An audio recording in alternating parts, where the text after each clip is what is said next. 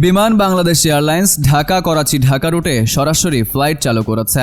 বৃহস্পতিবার ঢাকা থেকে বিমানের প্রথম ফ্লাইট BG 341 রাত 8টায় করাচির উদ্দেশ্যে যাত্রা শুরু করে। এ উপলক্ষে হজরত শাহজালাল আন্তর্জাতিক বিমানবন্দরে একটি অনুষ্ঠানের আয়োজন করা হয়। এই রুটটি চালুর মধ্য দিয়ে পাকিস্তানের সঙ্গে বাংলাদেশের সরাসরি যোগাযোগ স্থাপিত হলো। রুটটি দুই দেশের মধ্যে ব্যবসা বাণিজ্যের প্রসার, শিক্ষার বিস্তার ও সাংস্কৃতিক মেলবন্ধন সৃষ্টিতে গুরুত্বপূর্ণ ভূমিকা রাখবে।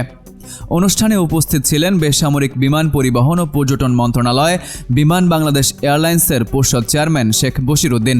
অনুষ্ঠানে আরও উপস্থিত ছিলেন বাংলাদেশে নিযুক্ত পাকিস্তানের রাষ্ট্রদূত ইমরান হায়দার।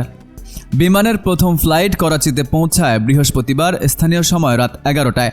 ফিরতি ফ্লাইট BG 342 করাচি থেকে 30 জানুয়ারি রাত 12টা 1 মিনিটে যাত্রা করে ঢাকায় পৌঁছায় একই দিন স্থানীয় সময় ভোর 4টা 20 মিনিটে। প্রথম ফ্লাইটে 150 জন যাত্রী যাত্রা করেন, তবে তারা কী উদ্দেশ্যে পাকিস্তানে গেছেন তা জানা যায়নি, এমনকি তাদের পরিচয়ও জানা সম্ভব হয়নি।